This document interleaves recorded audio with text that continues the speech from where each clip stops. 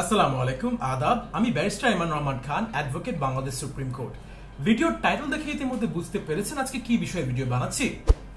ভারত সরকার ও বাংলাদেশ সরকারের মাঝে বিগত 2013 সালে একটি রিভাইজ ট্রাভেল অ্যারেঞ্জমেন্টের বিধান অনুযায়ী বর্তমানে শুধুমাত্র বাংলাদেশিদের জন্য ভারত সরকার 14টি ভিসার অ্যারেঞ্জমেন্ট করে রেখেছে।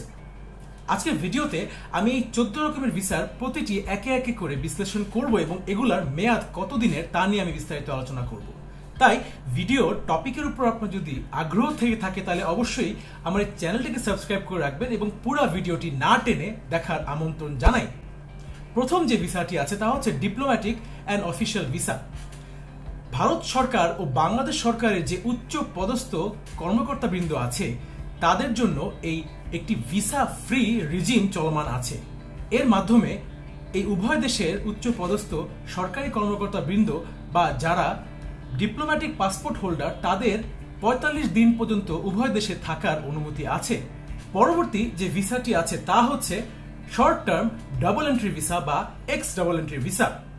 বাংলাদেশে যদি অন্য কোনো দেশের এম্বাসি না থেকে থাকে এবং উক্ত এম্বাসি যদি ভারতে থেকে থাকে তাহলে একজন বাংলাদেশি চাইলে এই ভারতে গিয়ে ওই এম্বাসির মাধ্যমে একটি তৃতীয় দেশের যাওয়ার ব্যবস্থা করতে পারে। এবং একজন বাংলাদেশি যদি এই ভিসার জন্য শুধুমাত্র এই ভিসার জন্য ভারতে যায় তাহলে ভারত সরকার তাকে 3 মাসের একটি x double entry visa issue করবে এবং উক্ত ভিসার মাধ্যমে যতবার যাতায়াত করবে একজন বাংলাদেশি ভারতে তিনি ওই যাতায়াতে 15 দিনের মতো অবস্থান করতে পারবে এবং এই ভিসাটি মেয়াদ বাড়ানো যায় না। তৃতীয় যে ভিসাটি আছে তা হচ্ছে long term multiple entry tourist visa. এই ভিসার মাধ্যমে একজন বাংলাদেশি নাগরিক যার পরিবার পরিজন ভারতে বসবাস করে অথবা একজন বাংলাদেশি নাগরিক যার সন্তান ভারতের কোনো স্বীকৃত বিশ্ববিদ্যালয় বা এডুকেশনাল ইনস্টিটিউশনে পড়াশোনা করে অথবা একজন বাংলাদেশি হিন্দু নাগরিক যদি ভারতে কোনো ধর্মীয় অনুষ্ঠান অংশগ্রহণ করতে যায় তাহলে ভারত সরকার ওই বাংলাদেশিকে 1 বছরের একটি long term multiple entry tourist visa দিবে এবং প্রতিবার তিনি যখন যাতায়াত করবে তিনি 3 মাসের বেশি ওখানে অবস্থান করতে পারবে না। যদি একজন বাংলাদেশি নাগরিক 65 বছরের বেশি হয়ে থাকে এবং উক্ত কারণের জন্য ভারতে যাতায়াত করার চেষ্টা করে তখন ভারত সরকার তাকে একটি 5 বছরের ভিসা ইস্যু করবে এবং প্রতিবার তিনি যখন যাবে তিনি 90 দিন বা 3 মাসের ওখানে অবস্থান করতে পারবে।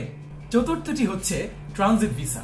এই ট্রানজিট ভিসার মাধ্যমে একজন বাংলাদেশি নাগরিক যদি অন্য কোনো দেশে যাতায়াতকালে প্লেনের শিডিউল অনুযায়ী ভারতে তাকে যাত্রা বিরতি দেওয়া হয় বা ভারত থেকে তাকে প্লেন পরিবর্তন করতে হয় তখন সেই প্লেনের শিডিউল অনুযায়ী হয়তো তিনি 3 থেকে 6 ঘন্টা একটি সময় পেতে পারে।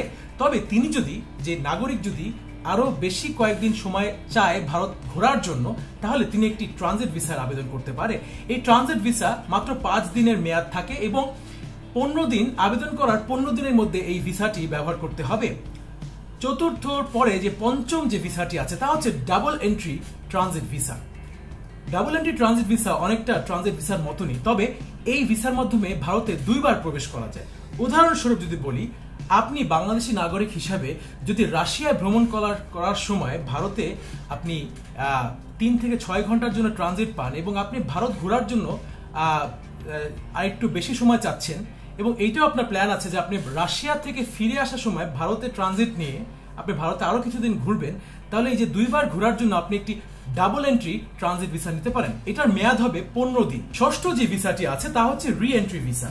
একজন বাংলাদেশি নাগরিক যদি ভারতে অনেক বছর বা অনেক দিন অবস্থান করার পরে সেই দেশ থেকে তিনি যদি অন্য কোনো দেশে ভ্রমণ করতে যায় এবং ইতিমধ্যে তার ভারতীয় ভিসা শেষ হয়ে যায় তাহলে উক্ত ব্যক্তি ভারত সরকারের নিকট একটি রি এন্ট্রি ভিসার জন্য আবেদন করতে পারে। সপ্তম ভিসাটি হচ্ছে ইনভেস্টর বা বিজনেসম্যান ভিসা। একজন বাংলাদেশি ব্যবসায়ী বা বিনিয়োগকারী যিনি ভারতের কোনো স্বীকৃত প্রতিষ্ঠানের সাথে সংযুক্ত হয়ে ভারতে বিনিয়োগ করতে চায় বা ভারতে ব্যবসা করতে চায়, ভারত সরকার উক্ত ব্যক্তিকে 5 বছরের একটি ইনভেস্টর বা বিজনেসম্যান ভিসা প্রদান করবে। একই সাথে এই ইনভেস্টর বা বিজনেসম্যানের যে ডিপেন্ডেন্ট আছে বা স্পাউস বা বাচ্চা কাচ্চা আছে তারাও এই ডিপেন্ডেন্ট ভিসার জন্য আবেদন করতে পারে এবং তারা একই মেয়াদের একটি ভিসা তারা পেয়ে যাবে। উল্লেখ্য যে উক্ত ভিসার মাধ্যমে এই ইনভেস্টর বা বিজনেসম্যান প্রতি যাতায়াতে 3 মাস অবধি ভারতে অবস্থান করতে পারবে। অষ্টম ভিসাটি হচ্ছে স্টুডেন্ট ভিসা। স্টুডেন্ট ভিসার মাধ্যমে একজন বাংলাদেশি শিক্ষার্থী ভারতে কোনো স্বীকৃত শিক্ষা প্রতিষ্ঠান বা বিশ্ববিদ্যালয় বা স্কুল কলেজে যদি পড়াশোনার সুযোগ পায় এবং উক্ত পড়াশোনা করার জন্য যদি ভারত সরকারের কাছে ভিসার আবেদন করে, তাহলে ভারত সরকার উক্ত শিক্ষার্থীকে 2 বছরের একটি ভিসা বা উক্ত কোর্সের মেয়াদ যতদিন সেই ততদিনের একটি ভিসা প্রদান করবে। তবে আপনার কোর্সের পরেও যদি আপনার এই ভিসাটা প্রয়োজন পড়ে বা আপনার পড়াশোনার খাতিরে যদি এই ভিসাটা এক্সটেন্ড করতে হয়, তাহলে আপনি প্রতি 1 বছর পর পর এই ভিসাটি এক্সটেন্ড করতে পারবেন, যার মেয়াদ হবে 5 বছর অবধি। তবে উল্লেখ্য যে শুধুমাত্র পোস্ট গ্রাজুয়েট কোর্সের জন্য যে বাংলাদেশি শিক্ষার্থীরা ভারতে অবস্থান করছেন তাদের ডিপেন্ডেন্টরা ডিপেন্ডেন্ট ভিসার জন্য অ্যাপ্লাই করতে পারে, এবং যেই ডিপেন্ডেন্ট ভিসার মেয়াদ হবে একই সাথে যে শিক্ষার্থী যেই মেয়াদটা পেয়েছেন সেটা। পরবর্তী ভিসাটি হচ্ছে লং টার্ম এমপ্লয়মেন্ট ভিসা। উক্ত ভিসার মাধ্যমে একজন বাংলাদেশি পেশাদার ব্যক্তি বা দক্ষ ব্যক্তি যার পেশাদারিত্বর কারণে ভারত সরকার উক্ত ব্যক্তিকে ভারতে একটি পরামর্শক হিসেবে নিয়োগ প্রদান করে এবং একটি টেনিওর পর্যন্ত, সেটা হতে পারে 1 বছর বা 2 বছর, উক্ত টেনিওর অনুযায়ী ভারত সরকার তাকে একটি ভিসা প্রদান করবে বা 1 বছরের ভিসা প্রদান করবে, যেটাই কম। উক্ত ভিসা 5 বছর পর্যন্ত মেয়াদ বৃদ্ধি করা যাবে এবং সেটা প্রতি বছর সেটাকে রিনিউ করতে হবে। উক্ত ব্যক্তির যে ডিপেন্ডেন্ট আছে, উক্ত ডিপেন্ডেন্টরাও এই ডিপেন্ডেন্ট ভিসার জন্য আবেদন করতে পারে এবং সেটার মেয়াদ সেই পেশাদার ব্যক্তির সাথেই মিলে যাবে।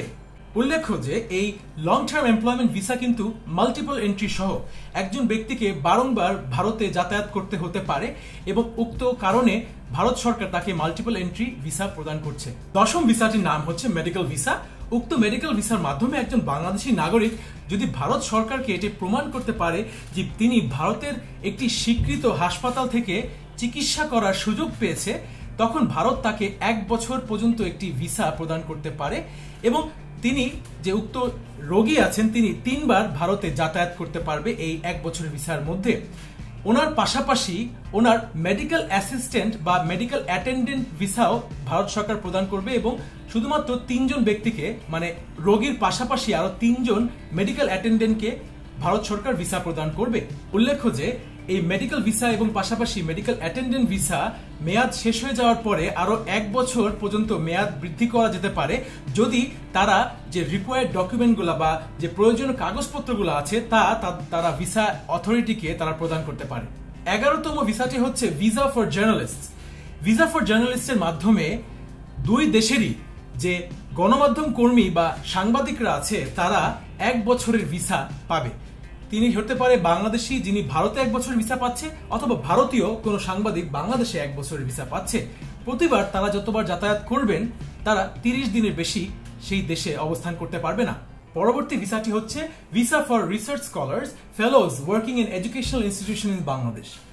বাংলাদেশি নাগরিক যেসব গবেষকরা আছেন, যে গবেষকরা বাংলাদেশি স্বীকৃত কোনো শিক্ষা প্রতিষ্ঠান বা গবেষণাগারে যারা গবেষণা করে থাকেন এবং ভারতে শুধুমাত্র ভারতের যে লাইব্রেরি বা কোনো গবেষণাগারে রিসার্চ করার উদ্দেশ্যে ভারত গমন করতে চায়, তাদেরকে ভারত 1 বছরের মাল্টিপল এন্ট্রি একটি ভিসা প্রদান করবে, যার মেয়াদ বাড়ানো যাবে 5 বছর পর্যন্ত। এই রিসার্চ ভিসার মাধ্যমে একজন বাংলাদেশি গবেষক আনলিমিটেড টাইম ইন্ডিয়াতে ভ্রমণ করতে পারবে এই 5 বছরের মধ্যে, এবং একই সাথে তার যে ডিপেন্ডেন্ট আছে তারাও ডিপেন্ডেন্ট ভিসা আবেদন করতে পারবে, যার মেয়াদ এই উক্ত গবেষকের ভিসার মেয়াদ পর্যন্ত। পরবর্তীটি হচ্ছে এন্ট্রি এক্স ভিসা। এই এন্ট্রি এক্স ভিসাও আবার 2 ভাগে বিভক্ত করা যায়। প্রথমটি হচ্ছে X2 এবং পরবর্তীটি হচ্ছে এক্স মিস। X2 ভিসা সেসব বাংলাদেশি নাগরিক আবেদন করতে পারে যারা ভারতীয় কোনো নাগরিককে বিবাহ করে থাকে এবং একই সাথে তাদের সন্তানরাও এই X2 ভিসার আবেদন করতে পারে। উক্ত ভিসার মেয়াদ হবে 5 বছর। ভারতীয় নাগরিক এবং বাংলাদেশি নাগরিকের মাঝে বিবাহ নিবন্ধনের পদ্ধতিটি সম্পূর্ণ ডিসকাস করা হয়েছে এই ভিডিওতে।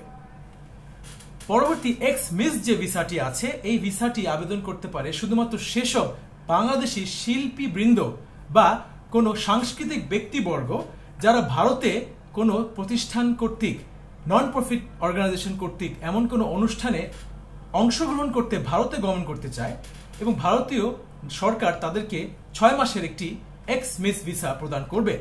সর্বশেষ ভিসাটি হচ্ছে কনফারেন্স ভিসা। উক্ত কনফারেন্স ভিসার মাধ্যমে একজন বাংলাদেশি নাগরিক ভারতে যদি শুধুমাত্র ভারতের কোনো স্বীকৃত প্রতিষ্ঠান দ্বারা একটি কনফারেন্স, সেমিনার বা ওয়ার্কশপ অংশগ্রহণ করতে ভারতে যেতে চায় তাহলে ভারত সরকার তাদেরকে এই কনফারেন্স ভিসা প্রদান করবে। উক্ত ভিসার মেয়াদ হবে সেই কনফারেন্স বা সেমিনার শেষ হওয়া অবধি। তাছাড়াও ভারত সরকার যে কোনো বাংলাদেশিকে একটি ট্যুরিস্ট ভিসা প্রদান করবে যদি সেই বাংলাদেশি এটা প্রমাণ করতে পারে যে প্রতি মাসে তার 20,000 টাকা বা এর ঊর্ধ্বে মাসিক আয় আছে। এই ব্যক্তির পাশাপাশি তার ডিপেন্ডেন্ট বা স্পাউসও এই মাসিক আয়টি সেই ব্যক্তির সাথেই প্রদর্শন করতে পারে এবং তারা দুজনই এই ট্যুরিস্ট ভিসা পেয়ে যেতে পারে, যার মেয়াদ হবে 3 থেকে 6 মাস। তো আজ তাহলে এ পর্যন্তই। আমি আশা করে থাকি আমার এই ভিডিওর মাধ্যমে আপনারা যারা বাংলাদেশি নাগরিক আছেন ভারতীয় কি কি ভিসা আপনারা পেতে পারেন এবং কি কি রিকোয়ারমেন্ট আপনাদেরকে ফুলফিল করতে হবে সেসব বিষয়ে আপনারা জানতে পেরেছেন। এই ভিসাগুলার কাগজপত্র কি কি লাগে সে বিষয়ে আমি আরেকটি ভিডিও বানাবো। সে পর্যন্ত আমার চ্যানেলটিকে সাবস্ক্রাইব করে আমার অন্যান্য ভিডিও দেখার আমন্ত্রণ জানাচ্ছি। সকলে ভালো থাকবেন, সুস্থ থাকবেন। আসসালামু আলাইকুম এবং আদাব।